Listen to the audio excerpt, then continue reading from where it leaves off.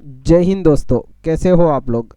मैं कृष्णा, मेरी channel profit hub market में आपका स्वागत है। निफ्टी और बैंक निफ्टी में फ्राइडे के दिन हमारा क्या व्यू था, किस तरह मार्केट में हमें ऊपरी लेवल से एक प्रॉफिट बुकिंग और दोनों तरफ के ट्रेड देखने को मिला, और ग्लोबल मार्केट से हमें क्या संकेत मिल रहे हैं और आने वाले वीक में हमें कौन कौन से इम्पोर्टेंट लेवल को वॉच आउट करना है, इन सभी चीज़ों के बारे में इस वीडियो में हम चर्चा करेंगे।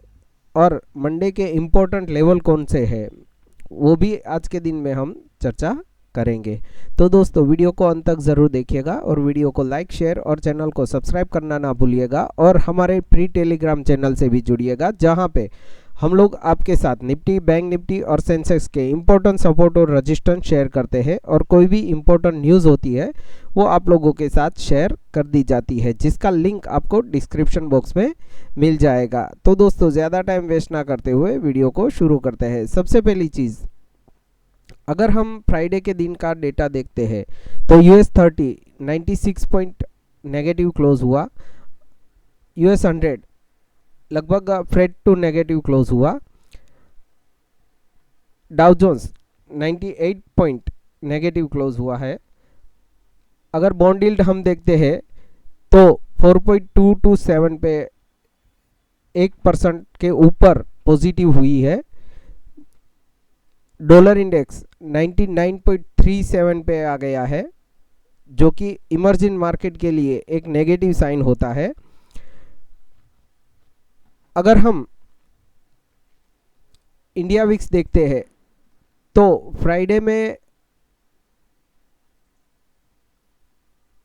हमें निफ्टी में ऊपरी लेवल से लगभग 160-70 पॉइंट निफ्टी नीचे की ओर क्लोज हुआ है ऊपरी लेवल से। अभी अगर हम इंडिया विक्स देखते हैं तो 11 पे आ गया है।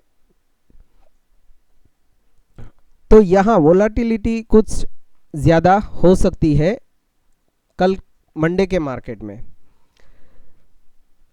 अगर हम ट्रम्प टैरिफ का जो न्यूज़ देखते हैं तो ट्रम्प ने कहा है, अगर ग्रीनलैंड के जो मामला है यूएस और ग्रीनलैंड के बीच, उसमें कोई भी कंट्री इन्वॉल्व होगी तो हम उन लोगों के ऊपर टैरिफ बढ़ा सकते हैं। ये चीज़ उन्होंने क्लियरली कही है।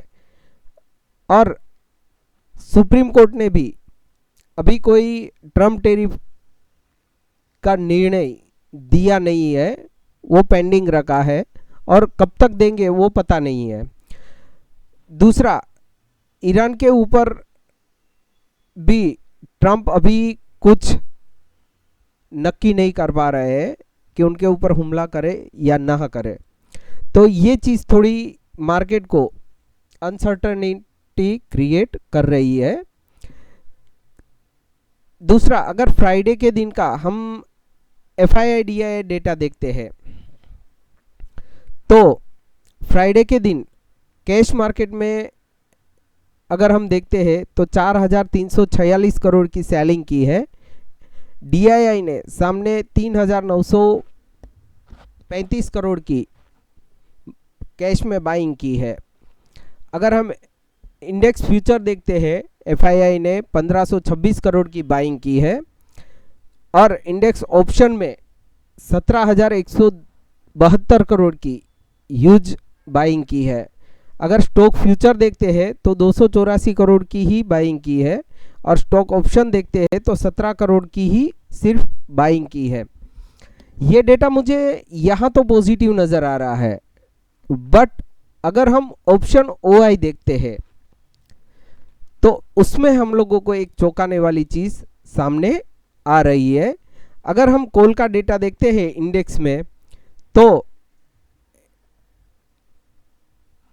क्लाइंट ने 26,000 के कॉल बाय किए हैं, 26,732 करोड़ के। उसके सामने 2,000 करोड़ के DII ने कॉल 2,103 करोड़ के कॉल बाय किए हैं, और FII ने सिर्फ 741 करोड़ के ही कॉल बाय किए हैं। सामने 29,576 करोड़ की प्रो ने सेलिंग की है। ये डेटा थोड़ा चौंकाने वाला है, क्योंकि यहाँ हम देखते हैं तो ऑप्शन बाय किया हुआ है।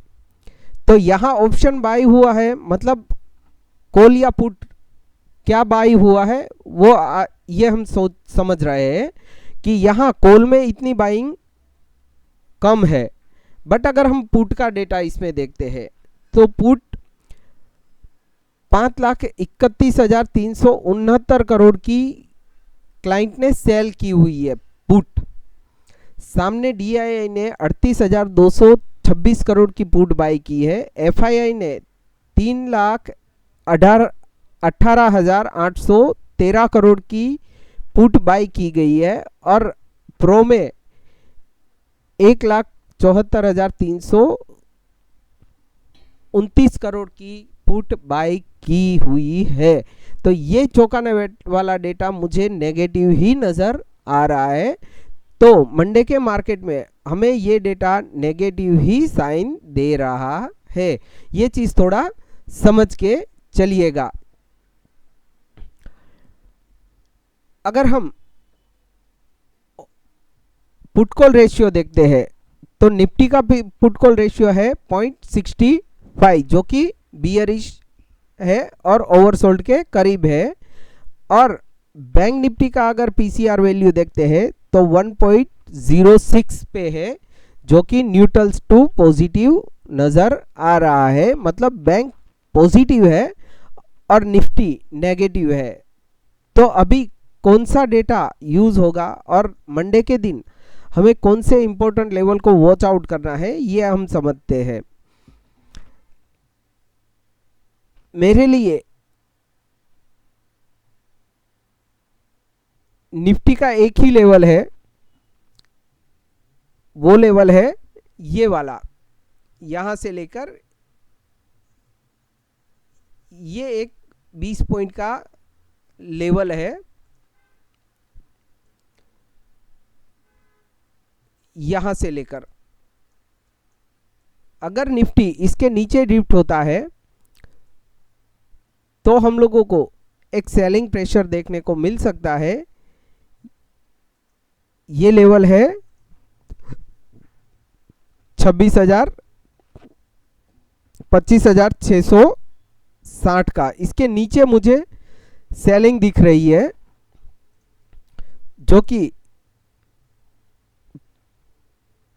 25,680 और 25,520 तक 20-30 तक निफ्टी को ले जा सकता है।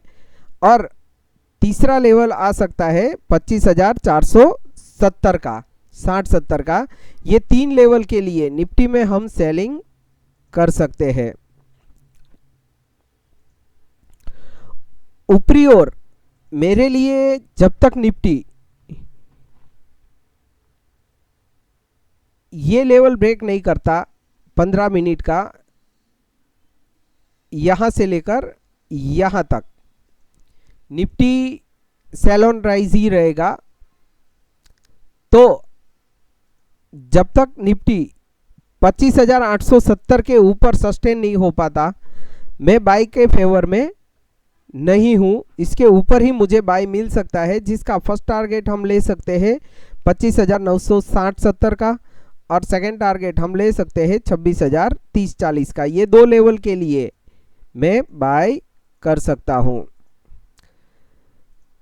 निफ्टी बैंक में मुझे स्ट्रॉन्ग क्लोजिंग देखने को मिली और इसने एक पोलैंड फ्लैग वाली पैटर्न क्रिएट की हुई है। अभी जब तक बैंक निफ्टी ये बॉक्स ब्रेक नहीं करता, जिस साइड भी ये बॉक्स ब्रेक करेगा उस साइड का हमें ट्रेंड मिल सकता है। अगर निफ्टी बैंक 59,900 का लेवल ब्रेक करता है तो हम लोग वापिस एक बार के लिए 59,750 और 59,550 का लेवल बैंक निफ्टी में देख सकते हैं।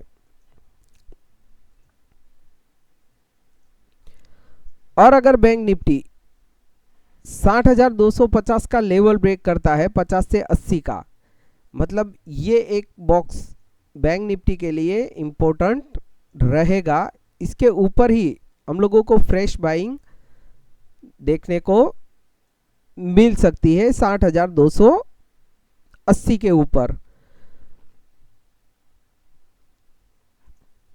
जिसका फर्स्ट लेवल हम ले सकते हैं 60,525 और 60,750 से 70। ये दो लेवल के लिए हम लोग बैंक निफ्टी में बाई कर सकते हैं। मिड कैप निफ्टी ने भी परसों के दिन हमारे लेवल को होल्ड रखा है।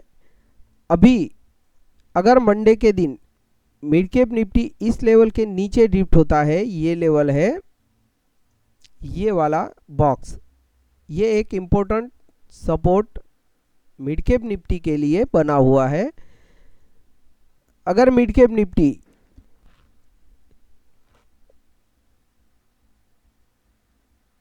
13,650-60 का लेवल ब्रेक करता है तो हम लोगों को मिड कैप निफ्टी में एक बार के लिए 13,620 और 13,580 और 13,530-40 ये तीन लेवल मिड कैप निफ्टी में हमें देखने को मिल सकते हैं। ये चीज़ थोड़ा ध्यान रखिएगा। और ऊपर की ओर मिड कैप निफ्टी जब तक 13,740 के ऊपर नहीं हो निकलता, मैं सेल ऑन राइज रहूँगा। इसके ऊपर ही हम लोगों को मिड कैप निफ्टी में बाइंग देखने को मिल सकती है, जिसका फर्स्ट टारगेट हम ले सकते हैं 13,770-80 का और सेकंड टारगेट हम ले सकते हैं 13,820 से 850 का। ये चीज़ ध्यान रखिएगा।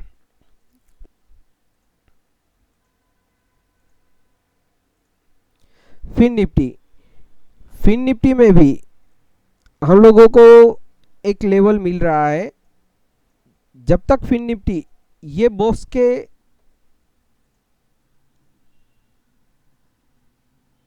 कंप्लीट इस बॉक्स में है तब तक साइडवेज रह सकता है। इस बॉक्स में